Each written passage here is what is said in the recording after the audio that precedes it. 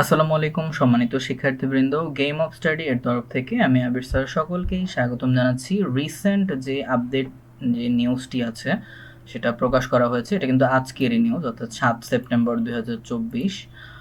বলা হচ্ছে যে এইচএসসি পরীক্ষার্থী যারা রয়েছেন তাদের জন্য এই নিউজটা অনেক বেশি গুরুত্বপূর্ণ। এইচএসসি পরীক্ষার্থীদের জন্য সংশোধিত যে নির্দেশনা সেটা তথ্য চেয়েছে হচ্ছে বোর্ড, ঠিক আছে, অর্থাৎ শিক্ষা বোর্ড। ওকে, তো আমি প্রতিবেদনটা একটু পড়তেছি। বলা হচ্ছে যে এই বছর যে এসএসসি এবং এইচএসসি এবং সমমানের যে পরীক্ষার্থী প্রয়োজনীয় তথ্য এবং কাগজ চেয়ে 3 সেপ্টেম্বর, ঠিক আছে, ডেটটা একটু খেয়াল রাখবেন, 3 সেপ্টেম্বর একটি বিজ্ঞপ্তি জারি করেছিল, যেটার আপডেট আমি অলরেডি দিয়ে রেখেছিলাম, ঠিক আছে। ওকে, এর পরবর্তী বিষয়টা একটু কি হবে এটা একটু জেনে রাখেন। বলা হচ্ছিল ঢাকা মাধ্যমিক এবং উচ্চ মাধ্যমিক শিক্ষা বোর্ড বিজ্ঞপ্তি জারি করেছিল, আর পরদিন সেই বিজ্ঞপ্তির সংশোধনী দিয়েছে শিক্ষা বোর্ড। আর পরবর্তীতে যে পরীক্ষার্থীদের হচ্ছে জেএসসি এবং এসএসসি পরীক্ষার একাডেমিক ট্রান্সক্রিপ্ট, এটা হচ্ছে স্বাভাবিক কলেজে হচ্ছে জমা দিতে হবে, ঠিক আছে, এটা অলরেডি বলে দেওয়া হয়েছিল। আর ঢাকা মাধ্যমিক এবং উচ্চ মাধ্যমিক শিক্ষা বোর্ডের এক বিজ্ঞপ্তিতে বলা হয়েছে সব তথ্য 12 সেপ্টেম্বরের মধ্যে কিন্তু পাঠাতে হবে, ঠিক আছে। আজকের যে গুরুত্বপূর্ণ বিষয় আছে, অনেকেই আমার কাছে জানতে চেয়েছেন যে হচ্ছে কি কি বিষয়গুলো থাকে, অর্থাৎ নির্দেশনাগুলো একটু অবশ্যই জানা জরুরি। বলা হচ্ছে যে সংশোধিত যে জরুরি নির্দেশনা, তো নির্দেশনা 1, এটা যারা যারা এইচএসসি 2024 সালের পরীক্ষার্থী রয়েছেন, নিয়মিত অনিয়মিত এবং মান উন্নয়ন এরকম পরীক্ষার্থী রয়েছেন সকলের জন্যই।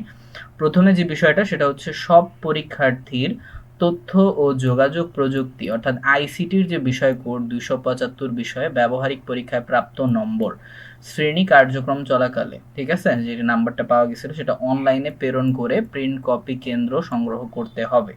আর মূল কপি যেটা সেটা হচ্ছে বা যেটাকে ফাইনাল লিস্ট ঢাকা শিক্ষা বোর্ডের উচ্চ মাধ্যমিক পরীক্ষা শাখার হাতে হাতে জমা দিতে হবে, ঠিক আছে।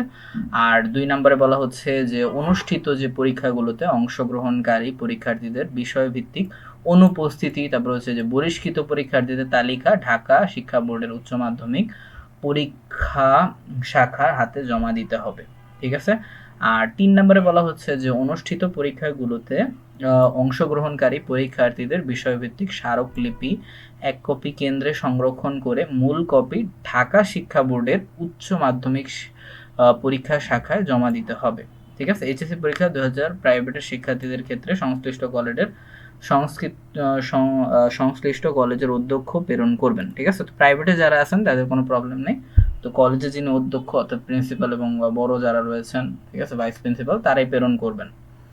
আচ্ছা, আর 4 নাম্বার হচ্ছে 1996 এর আগে এইচএসসি পাশ করা, ঠিক আছে, এসএসসি পাশ করা যেই পাশ করা প্রাইভেট শিক্ষার্থীদের এসএসসি পাশের নম্বরপত্রের ফটোকপি অবশ্যই লাগবে। আর এইচএসসি পরীক্ষার 2024-এর প্রবেশপত্রের যে ফটোকপি অধ্যক্ষ কর্তৃক সত্যায়ন করে ঢাকা শিক্ষা বোর্ডের উচ্চ মাধ্যমিক পরীক্ষা শাখায় হাতে জমা দিতে হবে, ঠিক আছে, হাতে এসে জমা দিতে হবে। ঢাকা শিক্ষা বোর্ড আশা করি মোটামুটি সবাই জানেন, তো এটা একটু সার্চ দিলে পেয়ে যাবেন কোথায় আছে যারা জানেন না। আর সংশ্লিষ্ট প্রতিষ্ঠানে শিক্ষার্থীদের তালিকা উচ্চ মাধ্যমিক পরীক্ষার শাখা হতে সংগ্রহ করতে হবে। আর এইচএসসি 2024 সমতুল্য সনদধারী পরীক্ষার্থীদের ক্ষেত্রে সংশ্লিষ্ট কলেজের অধ্যক্ষ প্রেরণ করবেন। ওকে, সো এই ছিল নির্দেশনাবলী।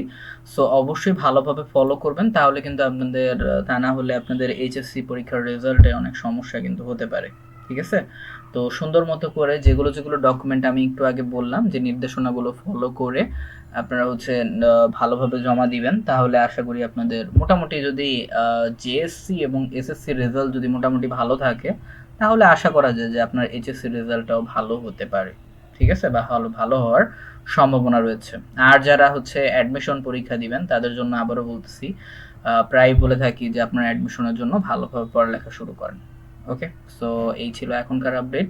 নিয়মিত আপডেট পেতে অবশ্যই আমাদের চ্যানেলটিকে সাবস্ক্রাইব করে থাকতে পারেন, যাতে হচ্ছে আপনাদের সবার প্রথমে যেন হচ্ছে আপনি আপডেট যাতে পেতে পারেন।